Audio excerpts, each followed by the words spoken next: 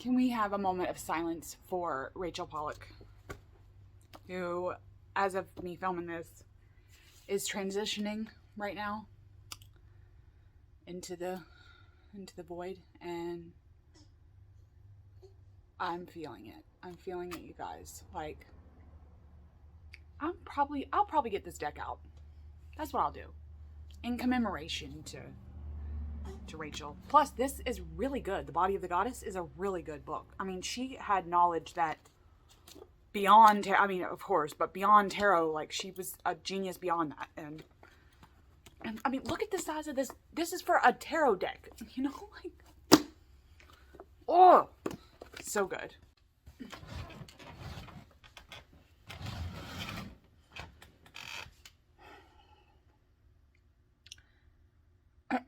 While the baby's asleep, I thought I would tackle the monstrosity that is my bookshelf. Because I have, as you can see, a full bookshelf, and what you can't see is a full floor of stacks of books. Because I have a problem. The Chinese have a name for this: someone who buys books, not as a collector, but as someone who has every intention of reading said books. But all that has done to me in my life as a reader is death by the TBR, okay?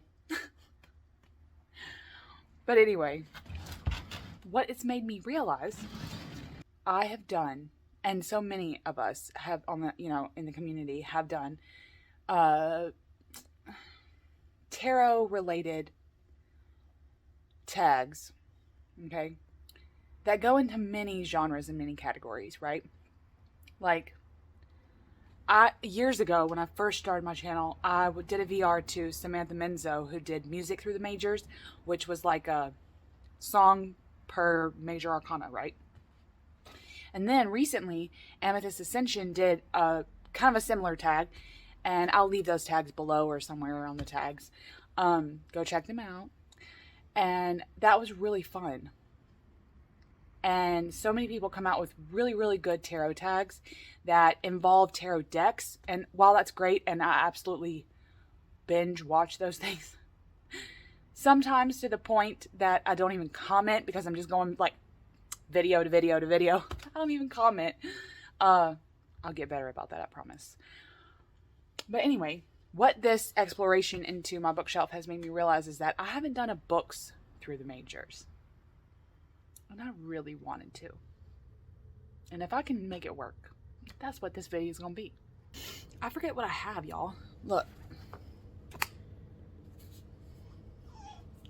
The Spell of a Sensuous by David Abram. This was really good. If I'm remembering right. Okay. But I still have my crayon. Little trick, book lover's trick. I don't annotate the way booktubers annotate with like post-it notes. That I'm not gonna go around every book I read and put little tiny post-it notes on everything I want to remember. Sorry, folks. I used to highlight my books, right? Highlighters bleed through, which are a hoot, okay? But I use a crayon, yellow, preferably yellow or like a neon color, or a color pencil in a similar yellow or neon color, to highlight. And I must have highlighted this. I wonder if the ground has anything to say. I wonder if the ground is listening to what I said. Young chief of the Cayuses tribe, I think that's how you say that, upon signing over their lands to the U.S. government in 1855. I felt that. Ugh. And the chapter is called Time, Space, and the Eclipse of the Earth. I mean, it's really a look into grounding work, really. I mean, I guess if you want me to give you a generalization, perception and language in a more than human world. It really is talking about the sensuousness of earthing. So, really good. And then it was on the floor, you guys. It was on the floor. My very own Tooth Fairy book. It's very tiny. And my mother used to read this to me. This was given to me and my sister in 1994. But the pictures in this are so good. So good. This made me want to be a fairy so bad. I mean, look at that. Ooh, it's like Jack Frost as a fairy. How the fairies are responsible for like rainbows and frost. Like not frost, but snowflakes. Like the beauty in the elements. And the fairies were responsible for all that. Anyway, tooth fairy magic right there. You know, it's funny when you're a child, at least for me, I had a good tooth experience, right? Divine magic, okay? Divine magic right now. I just had an epiphany. Where is my tooth fairy now? When I'm actually having like teeth pain and root canals and teeth work done. You mostly have that in your adult life, right? Now, granted, if you take care of your teeth as a child, you'll have less of those when you get older, okay? Not true. It's not true, okay? I took really good care of my teeth like my whole life, and still, okay? Because I don't know. I drink coffee. You know, what can I say? Oh, that's good too. It's like a butter pecan. All right. Books to the majors. Number 1, Magician. This is the first one that came to my mind.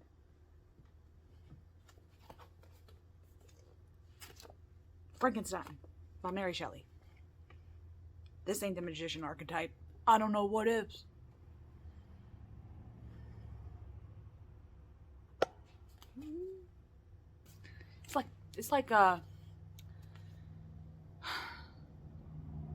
It's the making of a monster, but it's also the making of a man. So good. Anyway. And I'm like double booking it. Literally. Like, I've got this layer and then I've got a layer behind there. Usually the layer behind all that is like my tawdries, my romances. I mean, because there's no sense in like looking at all my tawdry romances. I could have literally a bookcase just for romance. So, you know. Guilty pleasure, even though I am not, I harbor absolutely no guilt reading romance because, I mean, look, this is a bag full of romance novels. Got a thing for Highlanders. Anyway, love me some tawdry romances. Ugh. No shame, no shame. Okay. High Priestess. I had to, you guys. This is the ultimate High Priestess book. Although, if we wanted to put a novel here, I would probably pick Sea Priestess by Dion Fortune. Look at this cover. Good. Anyway, but ultimately, I picked Women Who Run with the Wolves. Where to put all this? Empress.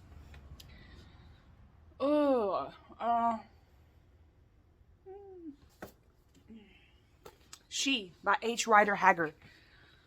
Literally about an African empress, okay? These are the words of Aisha, the mysterious white queen of a Central African tribe, whose dread title, She Who Must Be Obeyed, testifies to her undying beauty and magical powers, but they serve equally well to describe the hold of her author on generations of readers. It's really good. I mean, I don't know. I wouldn't call it, like, good. Because it's in, like, this language that I don't necessarily like to read. But it fits the bill of Empress. Literally. Emperor. I have said this on the channel before. My ultimate emperor right here. The Art of War by Sun Tzu.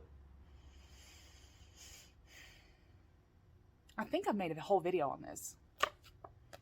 My full and emperor video, where I consider this and Marcus Aurelius to be like my emperors in the tarot. but we're going to go with Art of War. Hierophant. Doesn't have a dust jacket, but we're going to forgive that. This is my Hierophant, okay?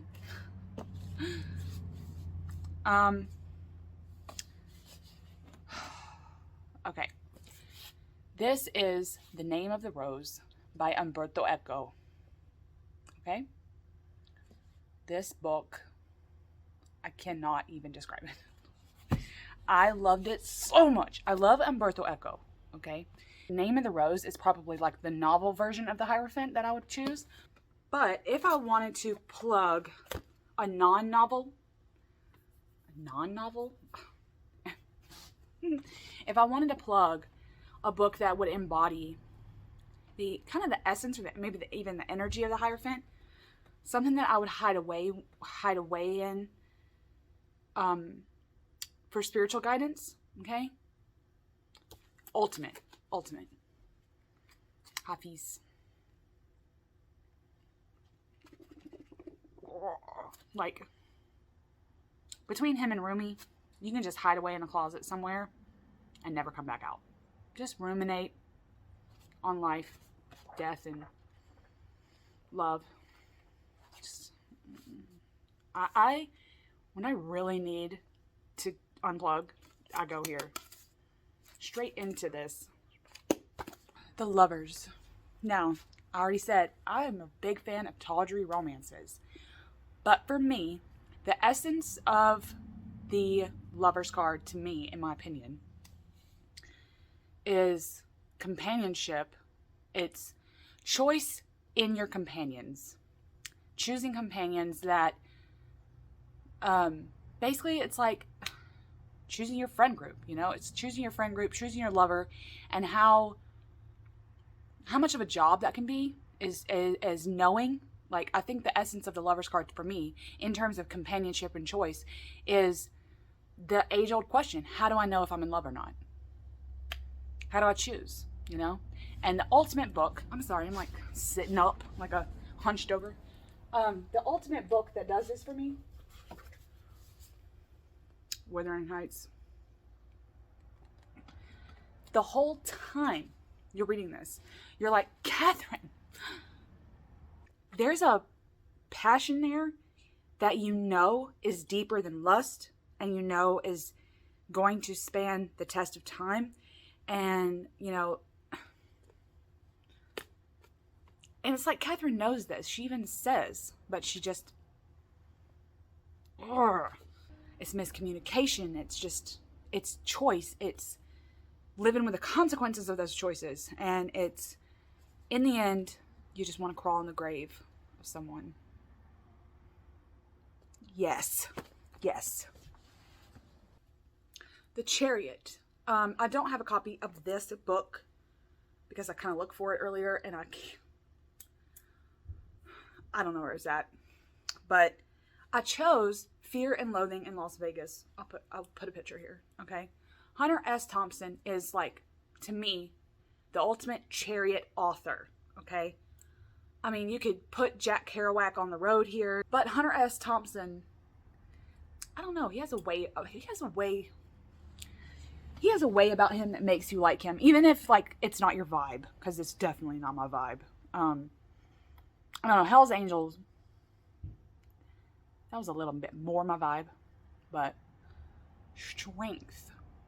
You come down here and dig through the abyss.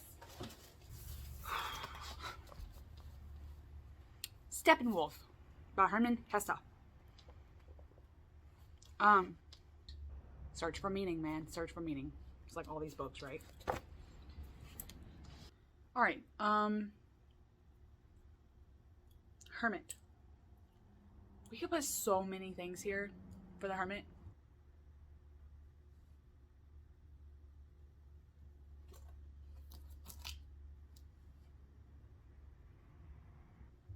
Ooh, also, a really good Chariot book. Isn't this a really good Chariot book? Damn, this is much better than I chose. Nothing against Hunter S. Thompson, okay? But this was really good. I want to put the obscene Madam D in this category. I'll put a picture here because I don't know where the hell it's at. It's one of those books that has a mind of its own. But I'm not necessarily recommending that one, okay? I loved it. Absolutely fucking loved it. But it's just one of those books. Please read the description and please go on Goodreads and read the reviews before you buy it, okay? Please. That's all I'm going to say. But Hill A is definitely the Hernan. Okay. The Wheel of Fortune. Borges, okay? Now, this is like a collection of his fictions, okay? And the one that I read last night, The Circular Ruins, is a pretty good tale of that would encompass the Wheel of Fortune card. But so many of his labyrinthine works would work here. But also Alice in Wonderland. As Wheel of Fortune as you get. Okay. This is my very beat up Penguin copy. It was beautiful in its heyday, but look, the ink and the pink has just gone everywhere. Love the flamingos on here though. Justice. Everything. Here you go. Okay. Everything by Sherlock Holmes. Not kidding. Anything. I have a tome over there that's about this thick, and it's all of his collections. Just pick that thing up and just go to a story and read the whole thing. There's a justice. It's detective shit, you know? But the ultimate detective stories. Hanged Man. Ugh. Okay. Where is he?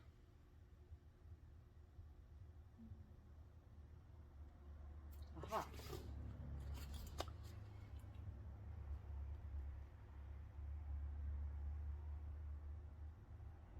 I feel this for this card.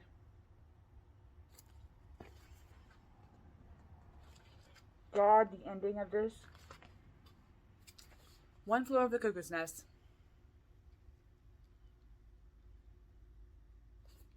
Not to mention, like, watch the movie. Jack Nicholson. God. If I've never had a crush on an actor, he would awaken that in me. It's just so good. Death. Literally anything could go here. Just pick something out of the blue, whatever. But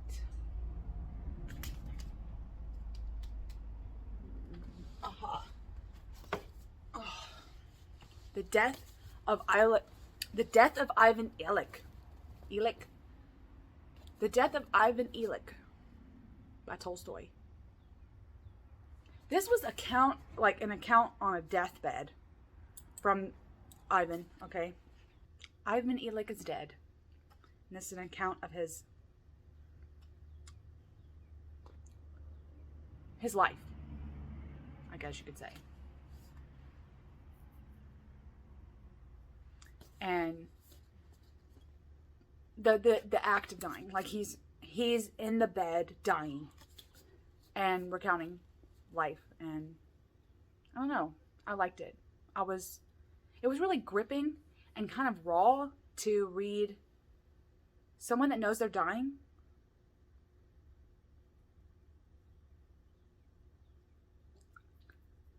and then conveys that, you know, like actually conveys that feeling. Like, I'm about to die, but here, let me tell you something, kind of a thing. It's like, ooh, that's kind of freaky, you know?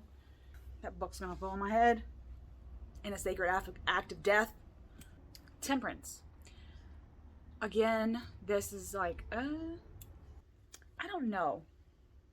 I want to put Dr. Jekyll and Mr. Hyde here for like the alchemy of it, right? The science and the alchemy of it. Really could have gone in the magician spot as well, but literally for the dual nature of it. But I don't see it as a dual nature, because it's technically not. Okay. But I like it. I like it for that. So, kind of want to put that here. Devil. Devil, devil. He's the ultimate devil right here. Like, I really, really liked Mephistopheles from Faust, but it's not the devil, right? Mephistopheles. Now, Mephistopheles is how I consider the devil to be. It's like an incarnation. Like, we build him ourselves in our brain, right? It's like all the negative that we could come up with, like worries and guilt and just stuff that just like that's what the devil is to me, okay? In like my belief system. But the Christian devil in this book is what I believe the tarot is trying to convey. This charismatic devil that you want to follow his story. This book also really made me think about my own femininity and the creation story, and how Eve ate the apple first and Adam knew it was bad. And just because she was beautiful, decided to eat it with her instead of just he was a follower instead of a leader. And then it also made me think of femininity, because I always considered the reason Eve ate the apple is because she could literally hear the call of the wild, the call of knowledge, and the call of the devil. Quite literally, call of the devil, because we're closer to the devil. So it's something like that. I don't know. That's what this book made me think of when I read it. Really, really good. I think that in terms of tarot, the devil from Paradise Lost is the ultimate. The Tower.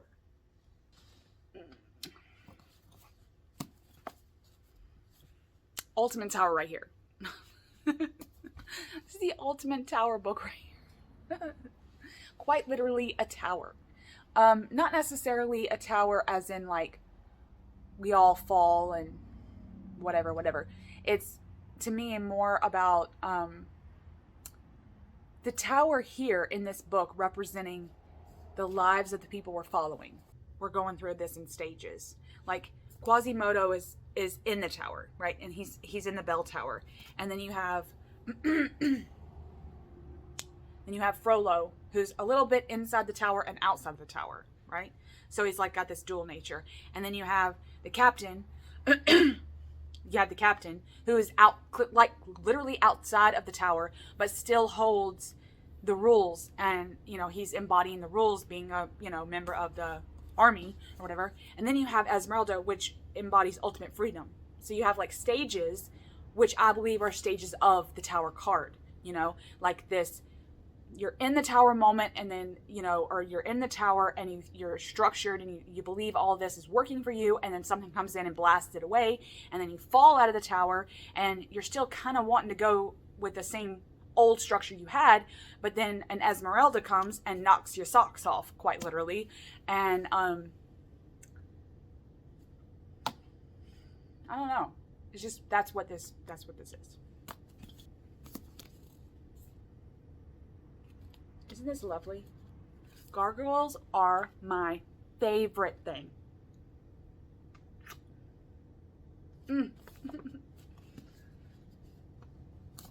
Star card. Now we could go quite literally with this. Oh, jeez. And do Stardust by Neil Gaiman. Good. I love this book. Oh, it's like flimsy. Oh. So we could really go with, this girl is a star.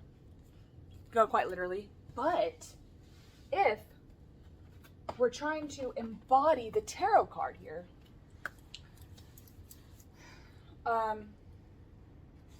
to me, the star, the Odyssey. This is my all-time favorite classic. Odysseus, I am your Penelope.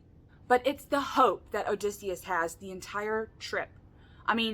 Years and years and years and years and years of a freaking Odyssey, quite literally.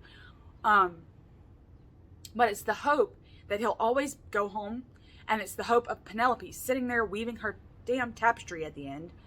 It's the hope that he will come home. And it's just like this, like, he has hope, she has hope, and they finally come together. And this is my lovely, very lovely illustrated edition. Look at that. There's a Cyclops. Love it. Anyway, following the star home. That's what this, I don't know, that's what made me think of. The moon. To embody the moon card really, really well, I want to put Murakami's After Dark on here. In my new Oracle deck that's coming out, I don't even know when. I'm writing the guidebook right now though. Is an actual image that I drew after reading that book. And it's like observations of that, you know, like these are moonlit observations of this night owl venture. It belongs in this card, for this card right there. I'll put a picture because again, I don't know where that thing's at. It's one of those things that you have to read when it's dark to really get it. But editing Lynn in here. The sun card didn't work for me, whatever book I chose. I'm having a hard time with the sun card and pairing it with the book. I have a lot of ideas, but we could, of course, pick a book that would have like sun in the, you know, in the title, like The Sun Also Rises by Ernest Hemingway. But that book doesn't go with the essence of the sun card, which is like really about disillusionment coming out of the illusion of the moon, right? We could even say the happiest of all happiest endings could be a book here, but what the hell book would that be? We could do Dandelion Wine by Ray Bradbury. That's like a collection of short stories, really. We could do Beloved by Toni Morrison. There's some really raw magic realism there. But if I wanted to put a novel here, I'm thinking the one I'm going to go with is 100 Years of Solitude by Gabriel Garcia Marquez. For its tale. Just for the tale. Y'all let me know what your sun card book pairing would be. Judgment. Yes, okay. The ultimate judgment book to me is The Count of Monte Cristo. Okay? There is something, you guys, about Dumas, okay? You just love the transformation of Edmond Dantes in that book, okay? He who has been wronged. That is the book in a nutshell, okay? But his transformation, and he doesn't even get the girl in the end. You can, the whole time you're rooting for him to enact this revenge and, it's more vengeance than anything. You want so much for him to enact his revenge and get his vengeance and then get the girl, Mercedes. But he doesn't. I mean, in the movie he does, but he doesn't in the book. He chooses the other girl, okay? Which you want him to, okay? You want him to choose the other girl, in my opinion. I did. So, yes, The Count of Monte Cristo is the ultimate judgment because it's about judgment. It's about how we judge ourselves, what we put ourselves through in terms of judgment, and how we're going to ultimately make it to the world card. Now, the world card could quite literally be Brave New World by Aldous Huxley, okay? Literally. Read it and weep, 1930s wisdom is still relevant today. It's just mind-blowing that it can be like that, okay? That's something that written in the 30s can, okay? But, for me,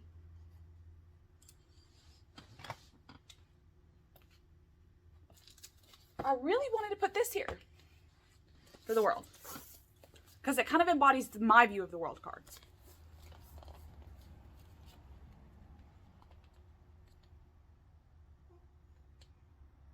The universe in a nutshell. This is really good. Now, of course, I have not read this, okay, cover to cover.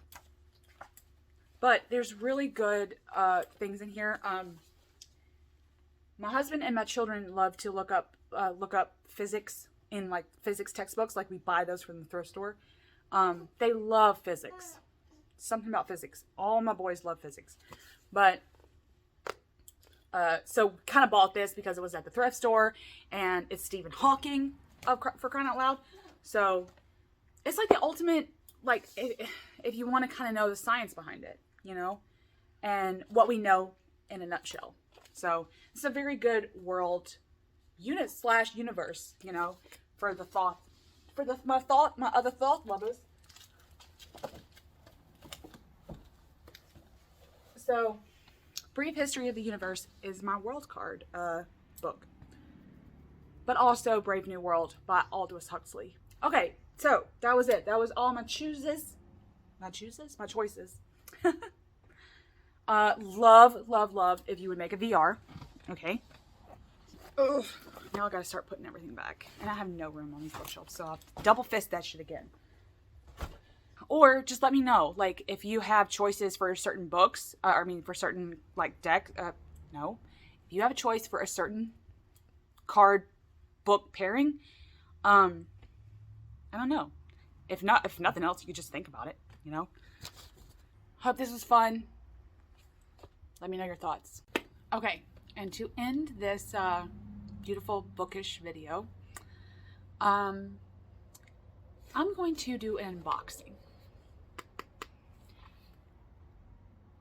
Not that I'm like promoted by this company or anything, but I really love this company, and it's a perfume company. I actually cannot wear conventional perfume. It's too strong. It messes with my senses. Usually it just makes me either sneeze all day or it makes me have headaches. So I have to have like really natural perfumes if I wear them at all. And even still, like, I basically collect this company's perfumes in a sense. And I still only wear them rarely. But recently they discontinued my favorite scent, which is one that I would wear all day, every day if I could. And then they kind of tweaked the recipe and it just came back out. So I really want to shout this company out because of this. And because it's kind of going along the same lines of the bookish theme. So we'll get into a little bit more about the company in just a second. This company is called Seance Perfumes. So lovely, so lovely. They send all this ephemera when they give you. Now this is like their like thank you note, and it comes with like these beautiful like Victorian pictures. There is a definite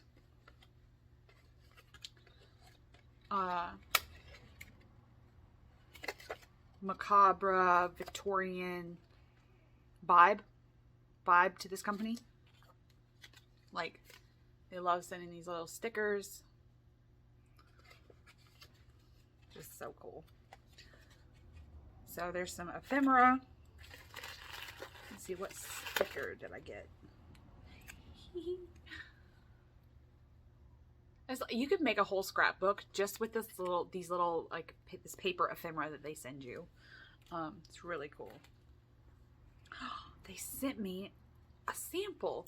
Now, if you go to the website, which I will leave below, I found out about their all their scents by getting a sample pack, and they send sample packs in these little sample perfume bottles, okay, tiny little vials, and they come with like these. They're kind of hard to open. They come with these little sticks, you know, so that you can. This one is called Crowley. How appropriate is that for this book? For this day. He actually smells really nice. It is kind of what I think he would smell like. Like the lapel of his jacket would smell like this. Oh my God. Okay. Just rub it on me. You shouldn't rub this on the skin. I mean on the clothes, because it leaves like oil marks. But sometimes I do if I'm not like wanting to wear it on my skin. But man, it smells good. Anyway, so they sent me like a free sample with my purchase of my perfume. And like I said, they go with this like Victorian macabre theme, like almost dark academia theme, but with more of a gothic twist. But more importantly than the cutesiness of their company, okay, like the aesthetic of their company, is the fact that they are cruelty free and vegan. Like I said, go check out their website. Go check out. They have way more than just perfume, but I like perfume. Okay, so now my purchase is wrapped in this lovely. It's always wrapped in this lovely tissue paper. So much. Oh my God.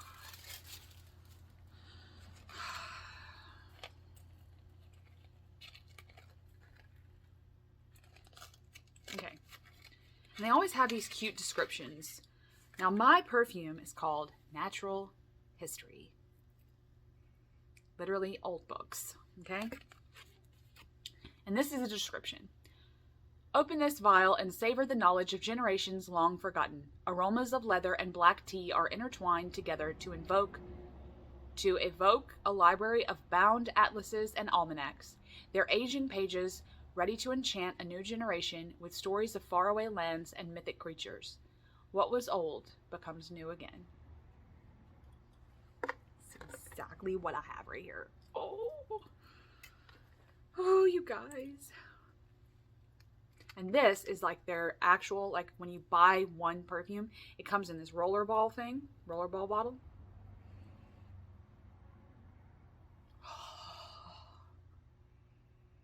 It's like, I know it's supposed to smell like old books, okay? And it really, really does. It smells like old, musty pages, okay, of books. But really, when I wear it, and it could just be my own pheromones, but when I wear this, it makes me smell leathery and almost like petrichor, which is how my husband describes this. It makes me smell, he says, you always smell like fresh petrichor, which isn't fresh rain, it's petrichor. And so this makes me smell like I'm sitting in a dusty library and it's rainy. It's like storming outside. Oh my God, okay. So if you're interested in a new perfume company, or, you know, if you're wanting to support small businesses because they are considered a small business, please go check out Seance.